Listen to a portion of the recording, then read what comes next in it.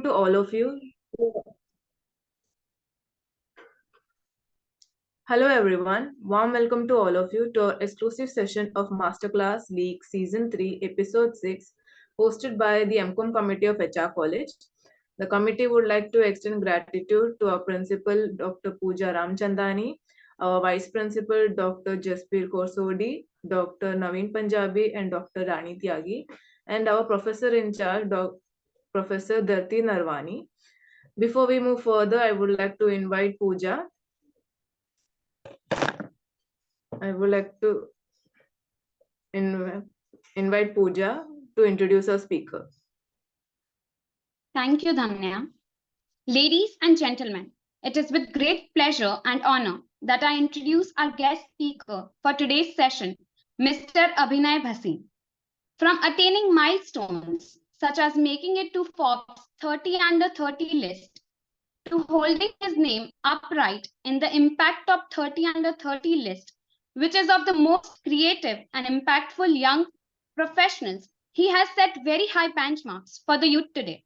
He currently serves as the product marketing head at a consumer intelligence SaaS startup, Profitwheel, having also served as the former vice president at Dentsu International. He is awarded to be of the top marketing strategy voice on LinkedIn and continues to extend his knowledge and expertise to young and aspiring professionals by being a well-known TEDx speaker twice and influencing young minds with his powerful talks. So without any further ado, join me in welcoming a mentor for today's seminar who's going to pave us all on a new path to elevate our marketing game. Mr. Abhinay Bhasin. Welcome, sir. Hey guys, thank you for having me. I'd like to still think I'm a part of the youth, but yeah, thank you for making the time. Before I start, everyone can hear me clearly, right? Yes, sir. Okay, awesome. I think what we'll do is we'll try to keep this session as interactive as possible. I'll try not to bore you. I'll spend maybe I think about 15 or 20 minutes or so on the topic for today. And then what we can do is we can have questions and conversations towards the end of it. In case I'm going too fast or in case you can't hear me, just feel free to pop in that comment in the chat or unmute yourself, and it should be good. Now, what I'll do is I'll just share my screen and just let me know when you guys can see it. I think should be visible now. Can you guys see my screen? Yes, sir. Cool. So yeah, let's start with the top. Oh, cool. I was just checking whether my slides loaded. All right. So the topic of today, I think that you guys gave me is the evolution of marketing, and I thought what I'll do is cover a bit of how it sort of evolved. Talk about some trends today. Talk about maybe new tech like generative AI or voice assistants, and more or less walk you guys with me through a journey of how marketing and advertising have really evolved. So before I begin, I know that you guys did an introduction of me, but like a quick hello. I'm Abhinay. I work at this SaaS company called Profitwheel, where we're basically building consumer intelligence. And why consumer intelligence is really important is because brands want to know who their ads are reaching out to, and they want to better understand their audiences. And while I was at Dentsu, we sort of worked on a lot of innovative products and solutions, and then we sort of identified consumer intelligence to be a very key space in that, and that's where I sort of invest my time. But before this current role, I was actually a part of the global product board of Dentsu, a very large advertising company, for those of you who don't know.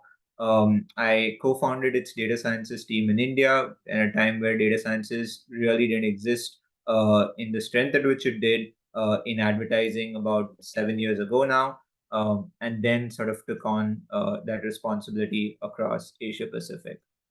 I think it's a no-brainer to everyone on the call today that in some form we've been touched by advertising.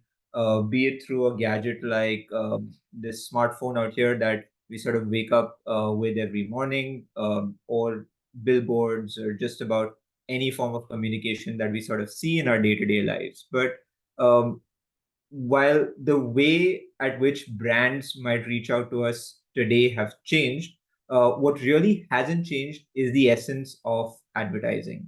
And what exactly is advertising trying to do? So I thought I'd spend like a few minutes on the definition of what really advertising and marketing communication sort of tries to do. One is it definitely tries to change what we know or associate with a brand or a product, so that we either want it a lot more or start valuing it a lot more highly. And when I say this statement, what really comes to my mind is, let's say brands like Apple, like Nike, they really often don't talk about the product. They talk about a larger than life narrative. They talk about taglines like just do it. And essentially, you sort of think of it as this massive, great company that is really out there to do a lot. And then, of course, by default, they make great product, and that's what really marketing and advertising is all about. So much so that brands actually spend billions of dollars every year to try to reach and identify the right audience with the right message at the right time. I think the definition of marketing that we sort of studied in our commerce textbooks from eighth grade. But let's take like a quick walk down memory lane to actually talk about how this field sort of evolved. But before that, if we just look at the way technology has sort of penetrated and reached mass scale, if you look at tech like the telephone, it took about 75 years to hit the first 50 million users. Um, as you sort of go down from telephone to radio to television, you'll see that the number of years that the tech takes to hit about 50 million users is roughly halving as you go down. So right up to, let's say, an app like Pokemon Go, which took about 19 days. And this tweet was when a celebrity, Jennifer Aniston, actually made her first tweet on Instagram. She hit about 2 million people in less than 24 hours. So the rate at which people are connecting with audiences, brands are connecting with audiences, is just at a catastrophic rate. But when we look at like the very beginnings of advertising, right, what they really started off was as inscriptions made on metal or on some sort of papyrus or paper. But basically, these were forms or inscriptions that first started by the leaders of their time to actually talk about important announcement, and that in a way was like the first form of early outdoor advertising or advertising in any form way back in 2000 BC. Fast forward then to 1440 when the printing press was really first invented. And then we see the first form of print communication in 1472. This was actually the first print ad that spoke about the sales of Bible in a church, I think in Europe. Just outside the church, they were actually advertising for this, and that was the first print ad. The first newspaper ad that we know in the modern world came in 1704. The first of it featured in the Boston newsletter, talking about the sale of property. Interestingly, in New York, and the first paper ad in India was in 1780 that spoke of like goods coming from England into India. Then what sort of started happening is that people became more mobile, right? You had the automobile invented, where people then started traveling at a slightly more enhanced pace than they did earlier, and with that came in out of home advertising, or the first billboard talking about circus out here in the US in 1835. And then the largest mail campaign was by Sears, this very large retail outlet in the US in 1892. And what they really did was, in some form, tried personalizing advertising. So they actually started off with pamphlets, and they reached, I think, to about 2,000 people, where they had like a direct mail campaign to reach out to these people, and that was then the first large mail-based campaign.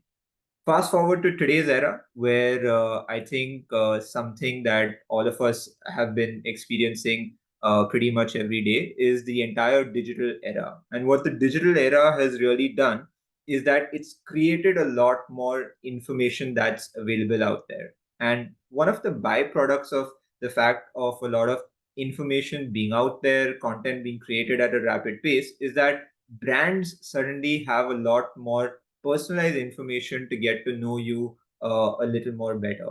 So in 60 seconds, what really happens, you have like tons of Facebook activity, you have a lot of content sort of watched on Netflix, you have 4.5 million videos viewed on YouTube. So content is being created, being uploaded, being consumed at a very tremendous pace. And what that has really powered up in advertising today is this entire era of data driven personalization and data driven marketing.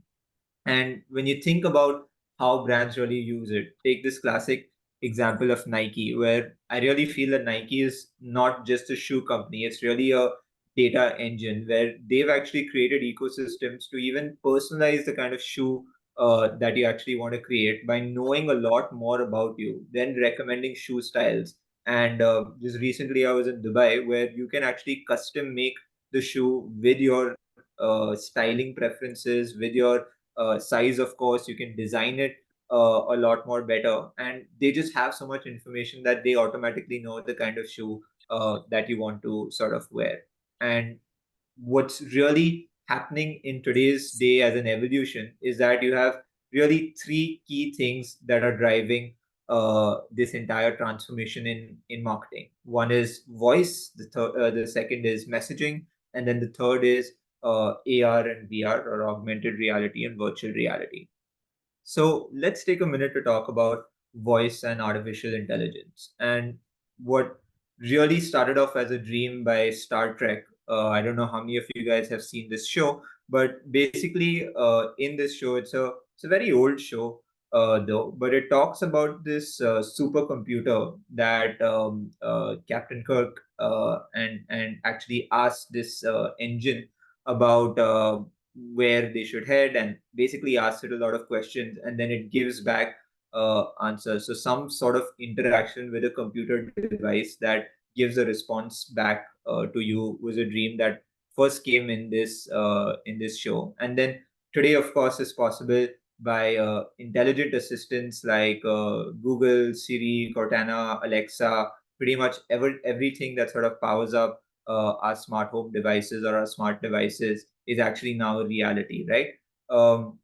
Talk about GPT sort of coming in, and today there's GPT-4, 3.5, and 4, and Google just announced an upgrade in Gemini and Bard, where basically now you can just start with prompts and thought starters, and without knowing much of coding, you can actually get automated suggestions. You can get blog posts created, articles written, just about anything with generative AI coming into the forefront. The next thing that I'd like to spend some time on is messaging. What messaging has really enabled marketers and advertisers now is sorry, Sana, you had a question, you wanted to speak?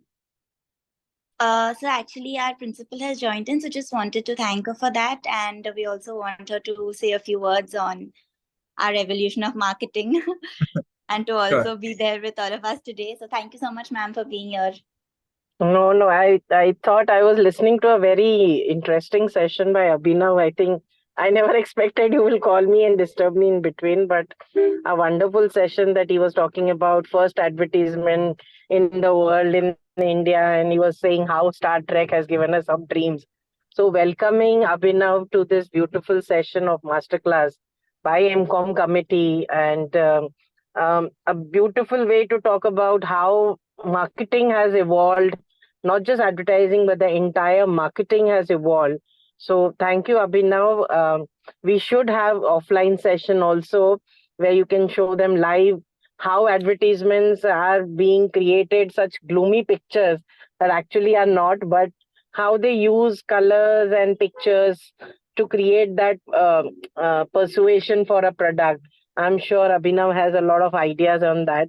So will Definitely. not come in picture between you and the audience, because I could see a lot many students have joined in and are looking at how marketing is evolving and what are the newer trends. So thank you, Abhinav, for agreeing to taking this session. And I'm sure HR brand ambassadors are not letting you down and are lived up to your expectations. And thank you so much for agreeing to come to HR college. Thank you so much. Absolutely, absolute pleasure. While I went to Xavier's, I've had a lot of friends from HR, so I think definitely a college in high regard. So congratulations to your leadership and of course the students who are a part of it. Always happy to do this offline and another session. Yes, so MCom brand ambassadors have to keep this in mind, that there has to be one nice session even for advertising faculty, so that they should know what things have evolved, what are happening, what have changes happening. So everybody as a faculty of marketing should also be exposed to such. And thankfully they're recording it and we want to put it on YouTube so that every child who has missed it should also take benefit of it. So thank you so much, Abhinav. Sure, Thank you. sure, awesome. Thank you. Cool. So, getting back into the topic, and yeah, let me actually just talk about. So, we spoke about, let's say, the three pillars of where marketing is really evolving. We spoke about voice AI technology like generative AI and GPT. Now we're talking about messaging. What messaging really does is, because of the amount of data that's now sort of available, there's a lot that brands can do in a more personalized way. I think the last thing that people wanted are these pop-ups that sort of come up that serve as irritants. But what messaging has really done is, because brands now understand the context of which a person is actually coming into a particular platform, they're able to relevantly send them a right communication. So, for example, I've actually taken three interesting messaging interactions that I sort of found out. One is this Expedia that you can see on the leftmost part of the screen. And what Expedia really did was that it figured out that this person who's also on Facebook Messenger is typically also interested in travel, perhaps from their browser behavior and search behavior, have also figured out that they're looking to actually book for a travel very recently. And so the messaging interaction then automatically comes with that context of recommending places where that person should actually go and stay. Then you sort of had NBA do similar interactions. Yeah, it's sort of playing now. So basically, what a lot of brands do is that, because there's that information about individuals, that they understand their context a lot more better, they're able to service them a lot more better without serving as an irritant. And then finally, what we've even seen in the recent launch of the Apple Vision Pro that's really come into it is this entire virtual reality and augmented reality. Because of better computing and better technology that's available today, a lot of brands have tried to do some innovative applications of it. And earlier when people spoke of AR and VR, the gamers of course knew a lot of it, because entire gaming is born in a virtual world. Then Pokemon Go actually brought that to the mass, where everyone started. I don't know if you guys were a part of it. I definitely was. I sort of downloaded this game, found Pokemon in the real world, went around and had a lot of engagements. But brands started latching onto that by actually creating Pokestops in the virtual world and trying to get people to sort of come to it. So they used to have like lure modules to get people. So they tried to actually create some online and offline engagement together. And then what some brands did, so this is actually a snapshot from a store of Uniqlo, is that they created these screens where consumers can have better interactions with products, where you can actually try and see how a particular piece of clothing that you're about to buy is going to look onto you. You can change colors, and then you can do a lot more. And then a lot of beauty brands actually took onto that and started doing that through smartphone apps. So in a nutshell, and hopefully sticking to time, I hope I was able to walk you guys through a journey of evolution. And at this point, happy to keep the floor open for any questions and hand this back to the moderator. Thank you.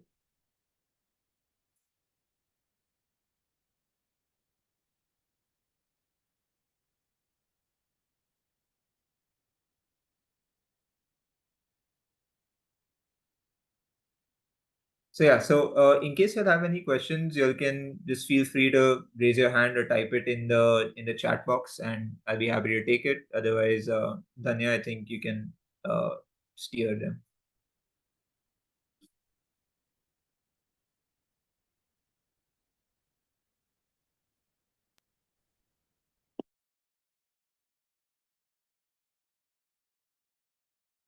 Guys, anyone has any questions, you guys can take it forward.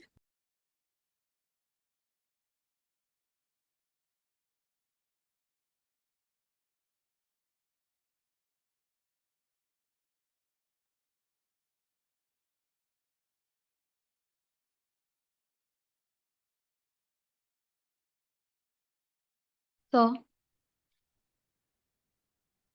Sure, Pooja, go ahead. yes, sir. I wanted to ask, so what according to you will be the future of marketing apart from AI?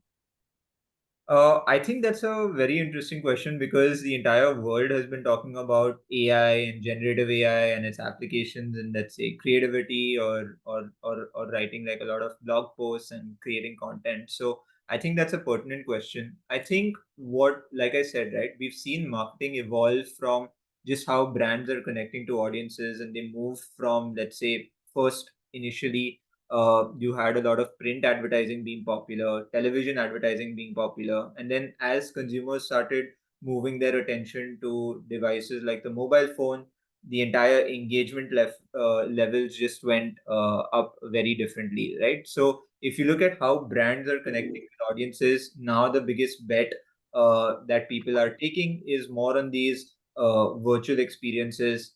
Vision Pro is just about launched, but it's going to take some time for that technology to pick up and reach everyone else's screen. But I think there's tremendous potential that you're seeing in augmented and virtual reality through your smartphone apps and your smart apps. So I think from a reach out point of view, that's where engagement is sort of moving. But from a creative point of view, right?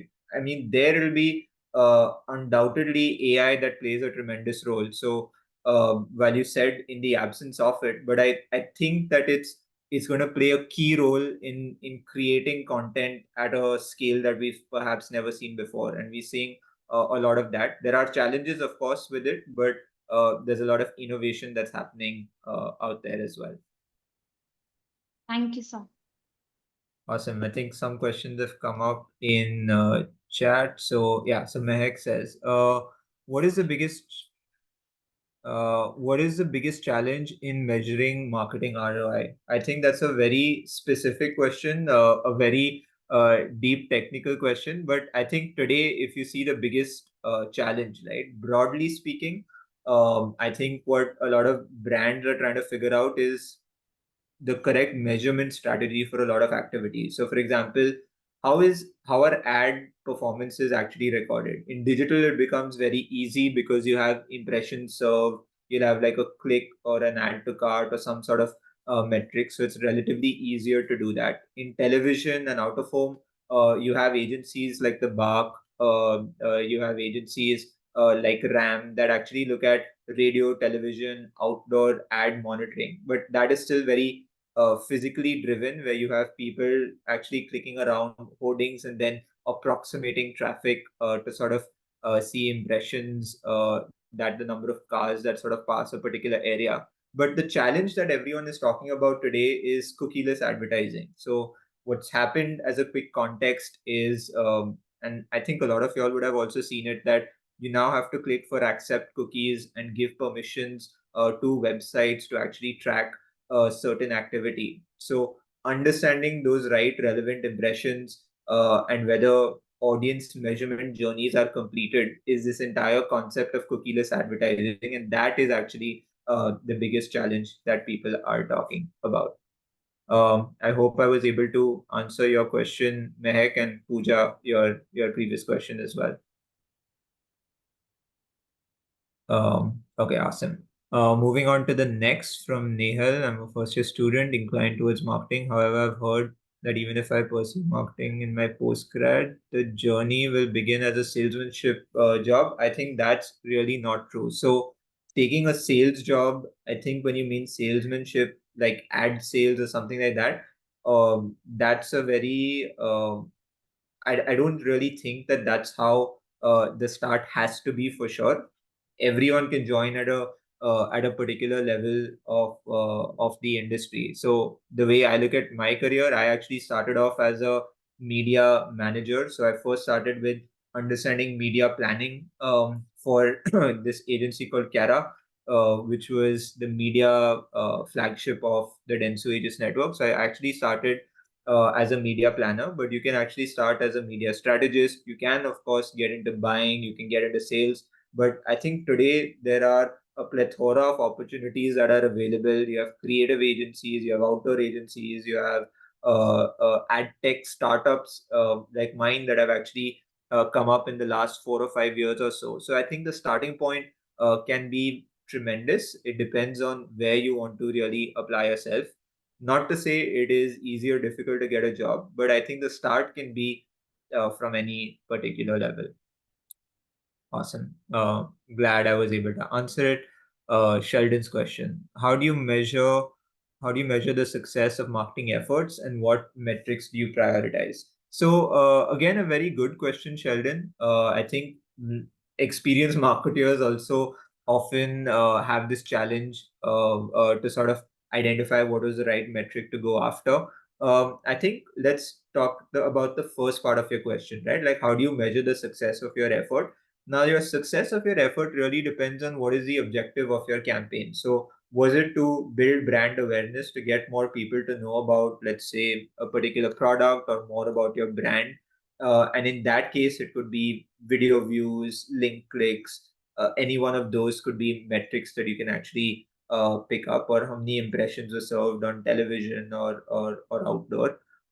When you're looking at then, let's say, business metrics like performance marketing, that's more about have people added to cart, have people actually made a purchase, have people actually gone on a specific product page or a specific page on my website.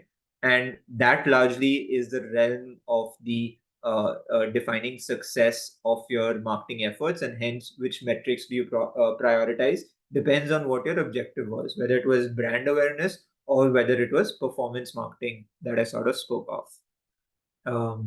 Yeah, so I hope that answers your question, Sheldon. Cool. Moving on to Pooja's question again.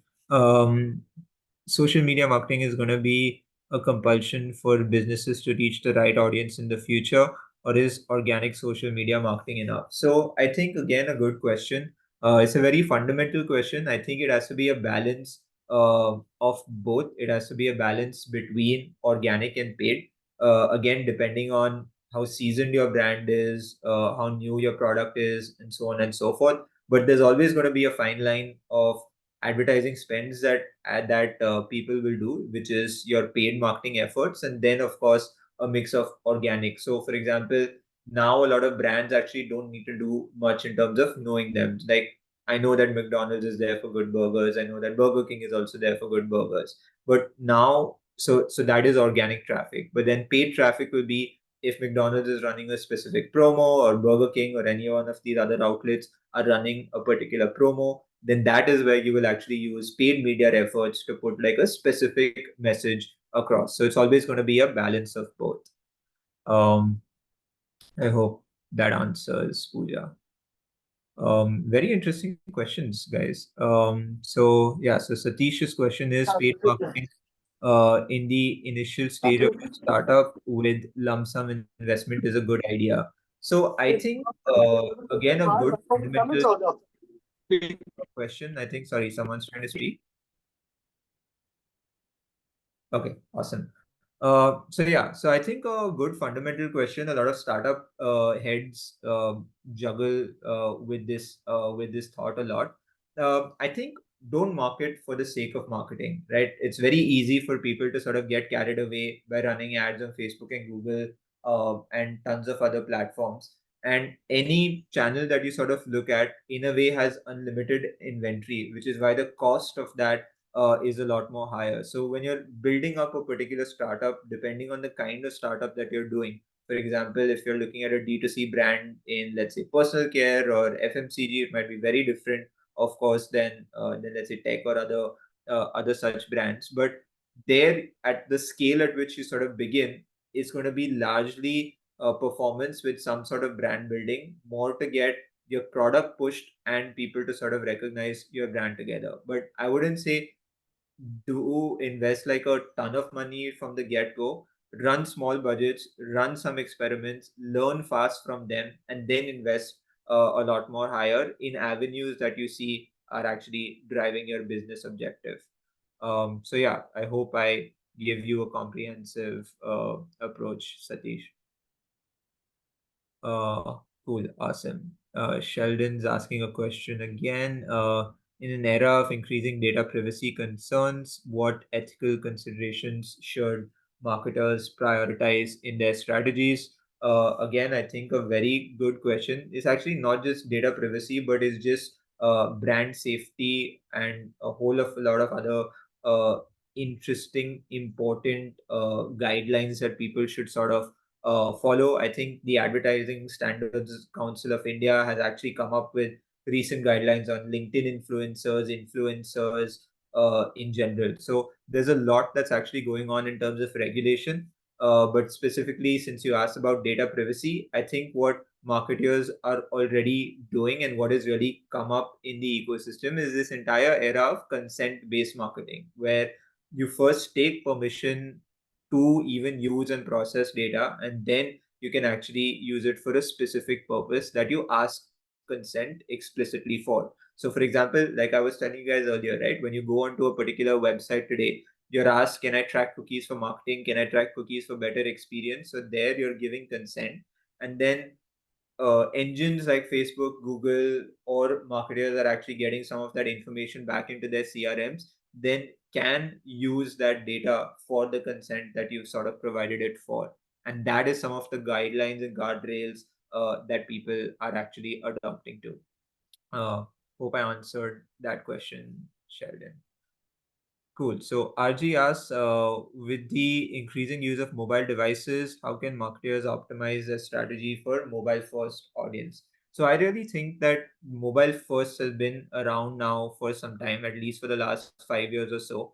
And what marketers now try to do is not to be an irritant in terms of just randomly putting pop-ups. While yes, there are a fair share of brands that actually do that, but it's trying to get relevant information across to you. So if you saw some of the examples that I gave with Expedia, or some of the promos that I've been getting a lot since it's Valentine's week now, brands are coming up, relevant brands are reaching to relevant audiences with, let's say, curate the best memory, here's a discount code. So I think people find things like you and me as consumers find things less of an irritant when someone is being helpful and coming to you with the right thing. We get irritated when you have random, unsolicited pop-ups, like certain brand calls that keep coming in, or credit card loans, and so on and so forth, where it's really not so relevant at the time in which they sort of reach out to you. So I think, to answer your question, what marketers have started doing now smartly is that they're trying to understand their audiences a lot better. They're trying to process that information a lot better, and then create tons of segments of these audiences and reach out to each of these segments with something more relevant. And I hope I answered your question with that, RG. Um, Cool. Coming to Satish has asked another question. Are there any regulations by law that limit marketing campaigns? So GDPR, CCPA, those are laws that actually talk about data use. Advertising Standard Council in India, but globally there are other such bodies that also talk about regulations around certain kinds of advertising, which is why you're seeing brands today also and their agencies get a lot of pushback on a lot of stunts that they try to do under the pretext of communication. So we've seen some recent examples even today and the past week. So there are regulations now, there are guidelines now for data use, for the kind of ads that you should actually run.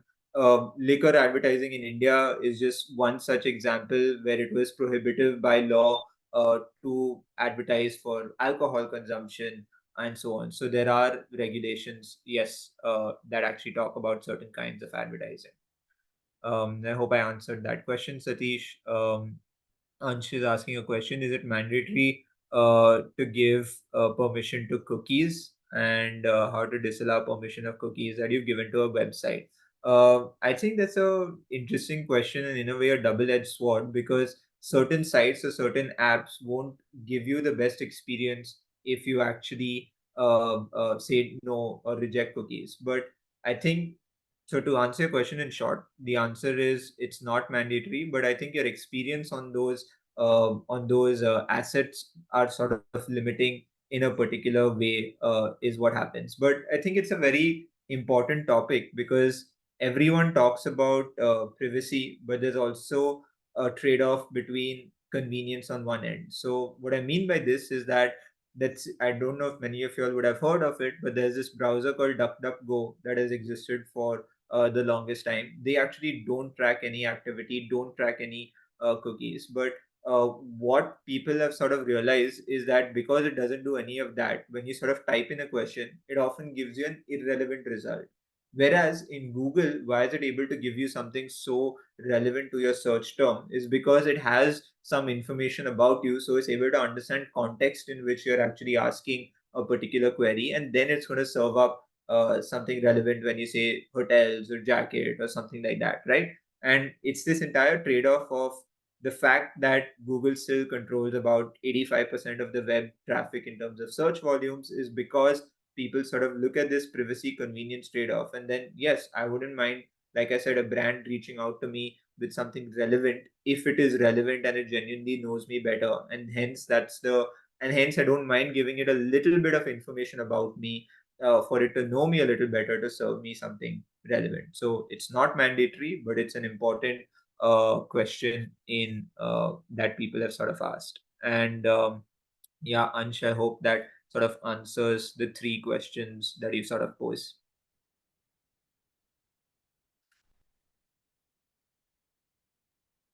Now, I would like to proceed with vote of thanks. Sure. A heartfelt thank you for being part of our masterclass season 3 episode number 6 on this very unique topic. So, sir's Abhinay sir's insights into personal branding and marketing, uh, art of building our strong online presence and marketing features has undoubtedly left a lasting impact on us all. So, a big shout out to Abhinay sir for sharing his expertise and valuable experiences. Your wisdom has undoubtedly laid the path for many aspiring professionals, and we are grateful for your contributions. Special thanks to the MCom Committee of HR College, our principal, Pooja ma'am, our vice principal, Jasdeep sir, and other vice principals, Dharti ma'am, for providing us quality educational experiences shines through. So to the participants, your active participation and engaging questions made the sessions truly dynamic. Uh, so thank you once again for being part of this journey, and we also having the many masterclass leagues ahead. So thank you so much. Awesome. Was a pleasure. Thanks, guys. Thank you so much, sir. Thank you. Bye. Thank you, sir. Thank you, Thank